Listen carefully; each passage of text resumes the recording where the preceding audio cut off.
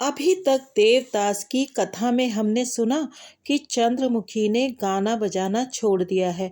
अब वो किसी गांव में जाकर अपना जीवन व्यतीत करना चाहती है, लेकिन वो चाहती है कि जीवन में एक बार उसकी देवदास से फिर भेंट हो।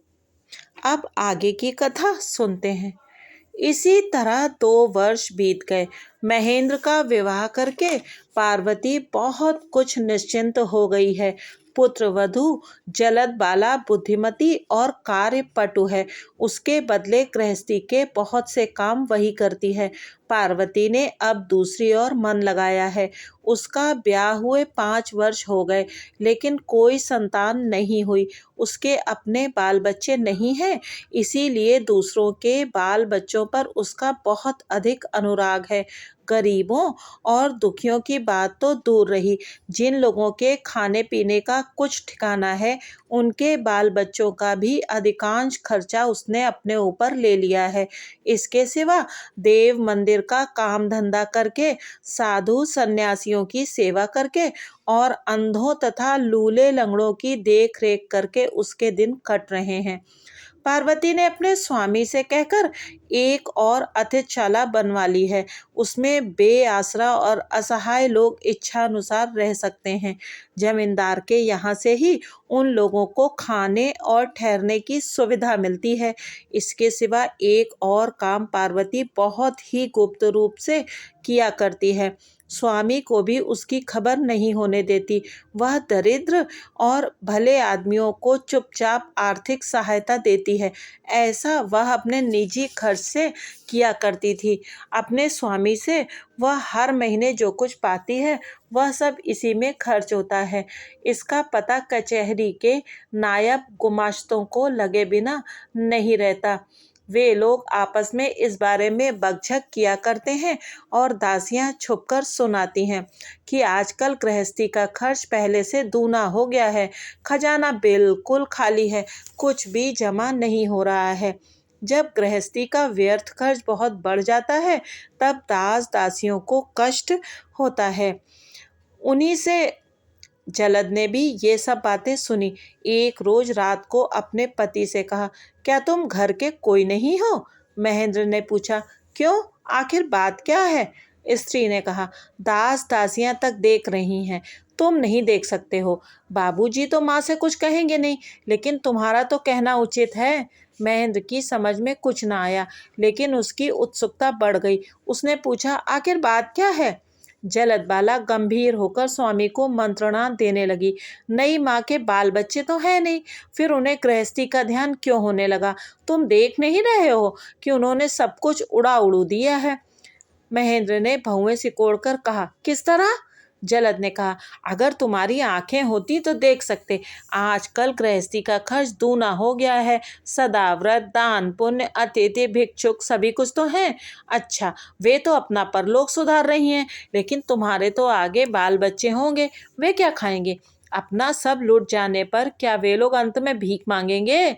महेंद्र पलंग पर उठकर बैठ गया और बोला, तुम किसकी बात कह रही हो? माँ की? जलद ने कहा, मेरी तकदीर ही फूट गई है, जो सब बातें मुझे मुंह खोलकर कहनी पड़ रही हैं। महेंद्र ने कहा, इसीलिए तुम माँ के नाम नालिश करने आई हो?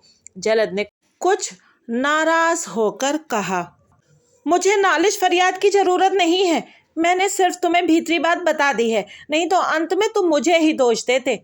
महेंद्र ने बहुत देर तक चुप रहने के बाद कहा, तुम्हारे बाप के घर हांडी तक तो रोज चढ़ती नहीं, तुम जमींदारों के घर के खर्च का हाल क्या जानो? इस पर जलद को गुस्सा आ गया। बोली, और तुम्हारी माँ के बाप के घर कितनी अतिथिशालाएं खुली हैं, कहो ना? महेंद्र बिना उससे विशेष तर्क वितर्क के चुपचाप पड़ा रहा। वह सवेरे उठकर पार्वती के पास पहुंचकर बोला, माँ, तुमने भी मेरा खूब ब्याह किया, इसके साथ तो गृहस्थी चलाई ही नहीं जा सकती। मैं तो अब कलकत्ता जाता हूँ। पार्वती ने अवाक होकर पूछा, क्यों बेटा? वह तुम्हारे बारे में कड़वी बातें कहती है, मैंने उसे छोड़ दिया। पार्वती इधर कुछ दिनों से बड़ी बहू का रंग ढंग देख रही थी, लेकिन उस भाव को दबाकर उसने हंसते हुए कहा, छी बेटा, वह तो मेरी बहुत अच्छी लड़की है। इसके बाद उसने जलद को एकांत में बुलाकर कहा, क्यों बेटी, कुछ झगड़ा हुआ है?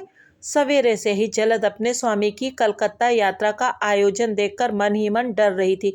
सास की बात सुनकर रोने लगी और बोली, माँ, दोष मेरा ही है, लेकिन ये नौकरानियां ही खर्च वरच के बारे में तरह तरह की बातें किया करती हैं।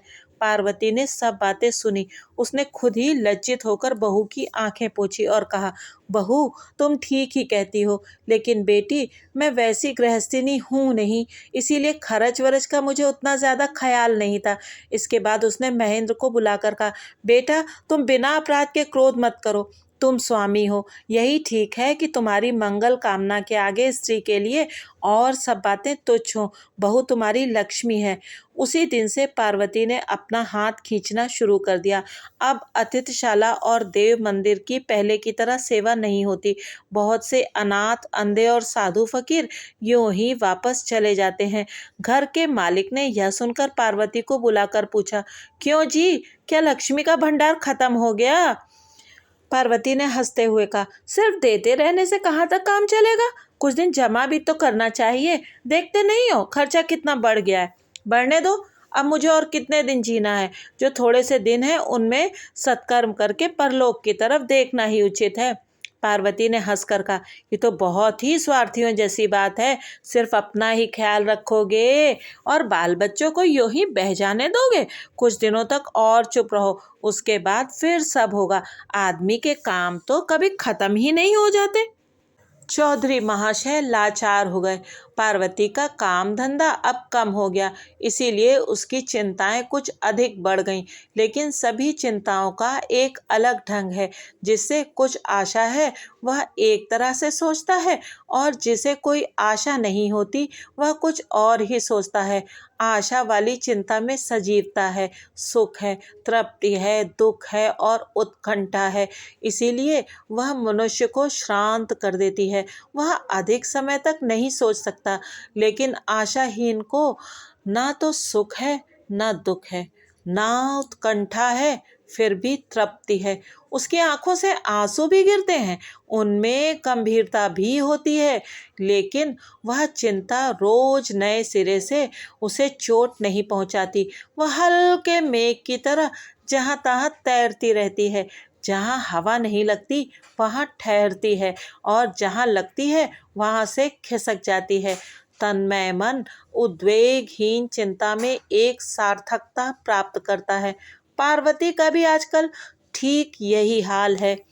जब पार्वती पूजा आदि नित्य कर्म करने बैठती है, तब उसका उद्देश्यहीन और हताश मन चटपट ताल सोनापुर की बांस की झाड़ियों, आम के बगीचों, पाठशाला और तालाब के घाट आदि का चक्कर लगा आता है, और कभी कभी किसी ऐसे स्थान में छिप जाता है कि पार्वती स्वयं अपने आप को ही ढूंढ नहीं पाती। आगे शायद कभी कभी उसके होठों के कोने पर हंसी भी आ जाया करती थी, लेकिन आजकल तो उसकी आंखों से बस एक बूंद आंसू निकलकर पंच पात्र के जल में मिल जाता है। दिन तो भी कट ही रहे हैं। काम धंधा करने, मीठी बातें कहने और परोपकार और सेवा टहल करने में, और सब कुछ भूलकर ध्यान मग्न योगिनी की तरह रहने में दिन कट जाते हैं। कोई उसे कहता है लक्ष्मी स्वरूपा, अन्नपूर्णा, और कोई कहता है अनमनस्का, उदासिनी। कल सवेरे से उसमें एक और ही प्रकार का परिवर्तन दिखाई दे रहा है। वह मानो कुछ तीखी और कुछ कठोर हो गई है। परिपूर्ण और ज्वार वाली गंगा में मानो अचानक कहीं से भाटा आ गया है। घर का कोई आदमी इसका कारण नहीं जानता, सिर्फ हम जानते हैं। मनोरमा ने कल गांव से एक पत्र में लिखा है, पार्वती, इधर बहुत दिनों से हम लोगों में से किसी ने भी एक दूसरे को कोई पत्र नहीं लिखा है, इसीलिए दोष दोनों का ही हुआ है। मैं चाहती हूँ कि एक समझौता हो जाए, दोनों ही अपना अपना दोष स्वीकार करके अपनी अपनी नाराजगी को कम करें। मैं बड़ी हूँ, इसीलिए मैं ही क्षमा मांग लेती हूँ। मैं आशा करती हूँ कि तुम शीघ्र ही उत्तर दोगी। आज प्रायः 1 मास हुआ है मुझे यहाँ आए हुए। हम लोग गृहस्थ के घर की स्त्रियाँ ठहरी, इसीलिए शारीरिक अच्छाई और बुराई पर उतना ध्यान नहीं देती। मर जाने पर कहती हैं कि गंगा लाभ हुआ है, और जब जीती हैं तब कहती हैं अच्छी हैं। मैं भी इसीलिए अच्छी हूँ। लेकिन यह तो हुई अपनी बात। कुछ इधर उधर की बात भी हो, इधर उधर की कोई ऐसी खास बात नहीं है, तो भी एक खबर तुम्हें सुनाने की बहुत इच्छा हो रही है।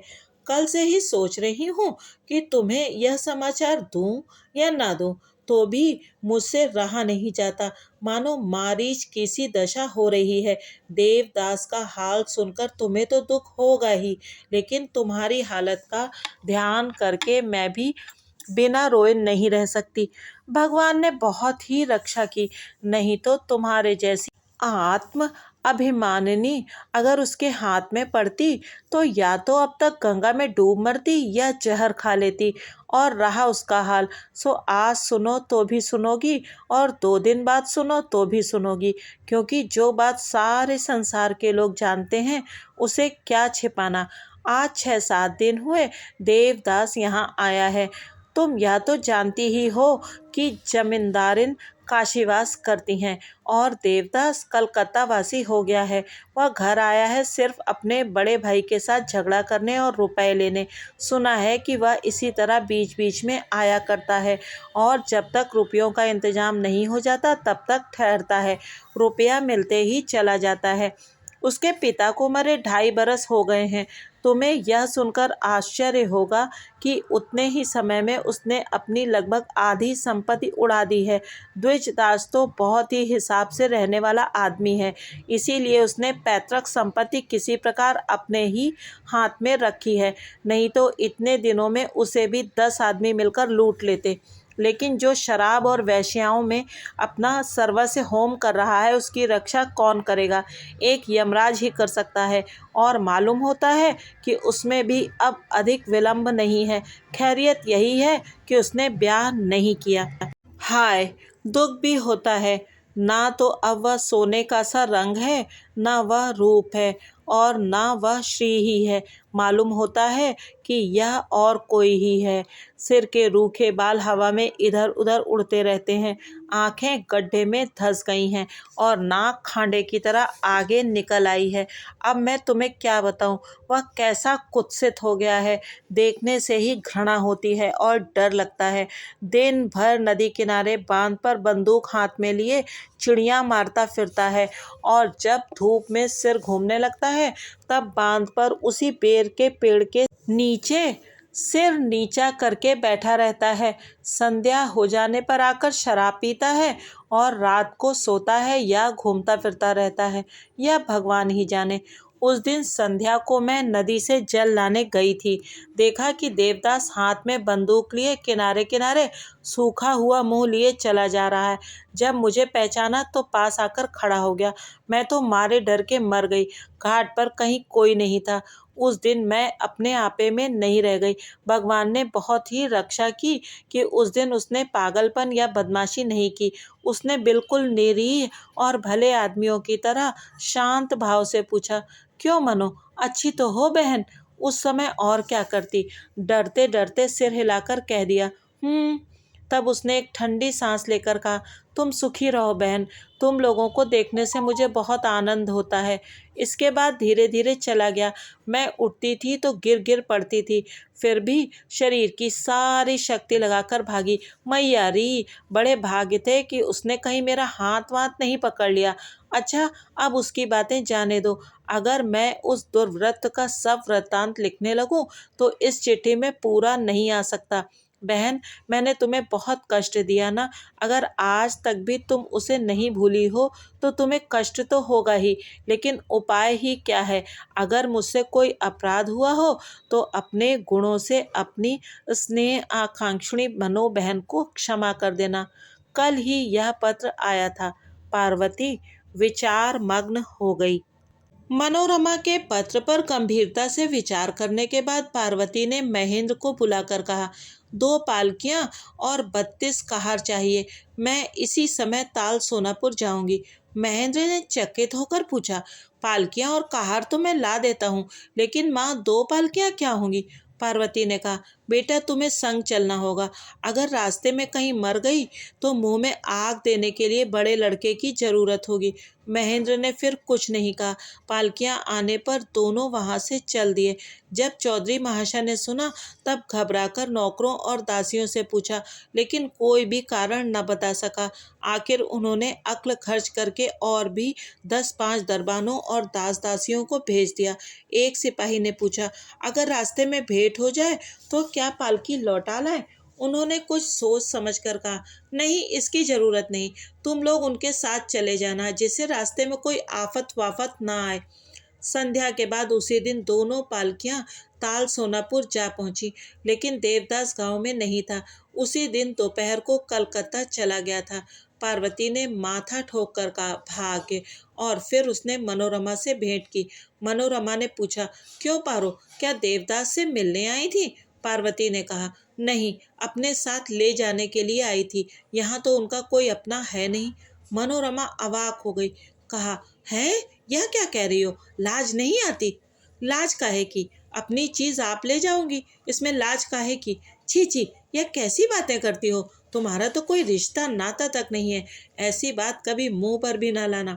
पार्वती ने फीकी हंसी हंसकर कहा, मनो बहन, होश संभालने के दिन से जो बात मन के अंदर बस रही है वह एक आध बार मुंह से भी निकल जाती है।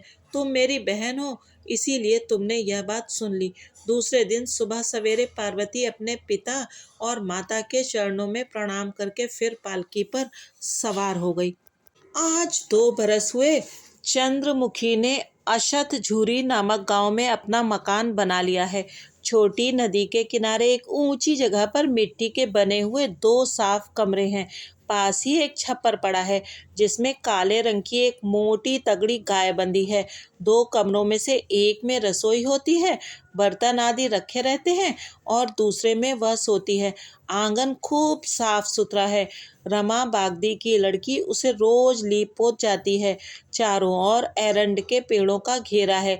बीच में एक बेर का पेड़ है और एक तरफ तुलसी। सामने नदी का घाट है। कुछ मजूर लगाकर और खजूर के पेड़ कटवाकर सीढ़ियां तैयार करा ली गई हैं। उसके सिवा उस घाट का कोई उपयोग नहीं करता। जब बरसात में नदी के दोनों किनारे भर जाते हैं, तब चंद्रमुखी के मकान के नीचे मिट्टी डालकर जमीन ऊंची कर जाते हैं। इस गांव में कुछ ऊंची जाति के लोग नहीं रहते। किसान, अहीर, बागदी आदि रहते हैं। 2 घर कलवारों के हैं और गांव के अंत में 2 मोची भी रहते हैं। इस गांव में आने पर चंद्रमुखी ने देवदास को समाचार दिया था। उत्तर में उसने कुछ और रुपए भेज दिए थे। चंद्रमुखी उन्हीं रुपयों को गांव के लोगों को उधार के तौर पर देती है। आपद विपद के समय सभी लोग दौड़े हुए उसके पास आते हैं और रुपए लेकर अपने घर जाते हैं। चंद्रमुखी सूद नहीं लेती। हाँ, उसके बदले वे लोग केले, मूली, खेत की साग भाजी वगैरह खुद ही दे जाते हैं। वह मूल रकम के लिए भी लोगों को तंग नहीं करती। जो रुपए नहीं दे सकता वह नहीं देता। चंद्रमुखी हंसकर कहती है, अब तुम्हें कभी रुपए नहीं दूंगी। वह नम्र भाव से कहता है, माँ जी, आप आशीर्वाद दीजिए जिससे इस बार अच्छी फसल हो। चंद्रमुखी आशीर्वाद देती है, फिर भी शायद अच्छी फसल नहीं होती। लगान का तकाजा होता है। वे लोग फिर आते हैं और मन ही मन हंसती हुई वह कहती है, वे जीते रहें, मुझे रुपयों की क्या चिंता। लेकिन वे हैं कहाँ? प्रायः 6 मास हो गए हैं, उसे कोई समाचार नहीं मिला। वह चिट्ठी लिखती है तो कोई जवाब नहीं आता। रजिस्ट्री चिट्ठी भी लौट आती है। ग्वाले का एक घर चंद्रमुखी ने अपने घर के पास ही बसाया है। उसके लड़के के ब्याह में उसने 10.5 रुपए लड़की वालों को दिए हैं और एक जोड़ी हल भी खरीद दिया है। वह सपरिवार चंद्रमुखी का आश्रित और नितांत आज्ञाकारी है। एक दिन सवेरे चंद्रमुखी ने ग्वाले को बुलाकर कहा, क्यों भैरव, तुम जानते हो कि ताल सोनापुर यहाँ से कितनी दूर है? भैरव ने सोचकर कहा, 2 मैदान पार करने के बाद ही वहाँ की कचहरी है। चंद्रमुखी ने पूछा, वहाँ शायद जमींदार रहते हैं? भैरव ने कहा, हाँ, वही इस इलाके के जमींदार हैं। यह गांव उन्हीं का है। आज से 3 बरस हुए उनका स्वर्गवास हो गया है। उस समय सारी प्रजा ने 1 महीने तक वहाँ पूरी मिठाई खाई थी। अब उनके 2 लड़के हैं, बहुत बड़े आदमी हैं, एकदम राजा समझो। चंद्रमुखी ने कहा, भैरव, तू मुझे वहाँ ले जा सकता है? भैरव ने कहा, माँ जी, ले क्यों नहीं जा सकता? जिस दिन चाहे जी उसी दिन चली चलो। चंद्रमुखी ने उत्सुक होकर कहा। तो फिर चलो भैरव, हम लोग आज ही चले। भैरव ने चकित होकर कहा, आज ही? चंद्रमुखी की ओर लक्ष्य करके उसने कहा, अच्छा तो फिर मां जी, तुम जल्दी रसोई कर लो, मैं भी थोड़ा सा चबेना बांध लेता हूँ। चंद्रमुखी बोली, नहीं भैरव, अब मैं रसोई नहीं बनाऊंगी, तुम चबेना बांध लो। भैरव ने जाकर थोड़ा सा चबेना और गुड़ चादर के पल्ले में बांधकर उसे कंधे पर डाल लिया। थोड़ी ही देर बाद वह एक लाठी हाथ में लेकर आ पहुंचा और बोला, अच्छा तो चलो, लेकिन मां जी, तुम कुछ खाओगी नहीं? चंद्रमुखी ने कहा, नहीं भैरव, मैंने अभी तक पूजा पाठ नहीं किया है, अगर समय मिला तो वहीं चलकर सब कुछ कर लूंगी। भैरव आगे आगे रास्ता दिखाता हुआ चला। पीछे पीछे चंद्रमुखी भी बहुत कष्ट से मेड़ों पर पैर रखती हुई चलने लगी। उसके दोनों अनअभ्यस्त कोमल पैर कटफट गए और धूप से सारा मुंह लाल हो गया। स्नान और भोजन आदि कुछ भी नहीं हुआ था, तो भी चंद्रमुखी मैदान के बाद मैदान पार करती हुई आगे बढ़ने लगी। खेतों में काम करने वाले किसान चकित होकर उसके मुंह की ओर देखते रहे। चंद्रमुखी के पहनावे में लाल किनारे की एक धोती थी, हाथ में 2 कड़े थे, माथे पर आधी दूर तक घूंघट था और सारा शरीर बिछौने की एक मोटी चादर से ढका हुआ था। सूर्यास्त होने में ज्यादा देर नहीं थी जब दोनों आदमी गांव में जा पहुंचे। चंद्रमुखी ने कुछ हंसकर कहा, भैरव, तुम्हारे 2 मैदान क्या अब जाकर पूरे हुए हैं? भैरव ने इस परिहास को न समझकर सरल भाव से कहा, माँ जी, अब तो आप पहुंचे हैं, लेकिन आपका सुखी शरीर ठहरा, आज क्या आप लौट सकेंगी? चंद्रमुखी ने मन ही मन कहा, आज की कौन कहे, मैं तो शायद कल भी इस रास्ते में न चल सकूंगी। फिर प्रकट रूप से कहा, भैरव, यहाँ गाड़ी नहीं मिलती? भैरव ने कहा, मिलती क्यों नहीं माँ जी, मैं एक बैलगाड़ी ठीक करूं? चंद्रमुखी के हाँ कहने पर भैरव गाड़ी का बंदोबस्त करने के लिए दूसरी तरफ चला गया।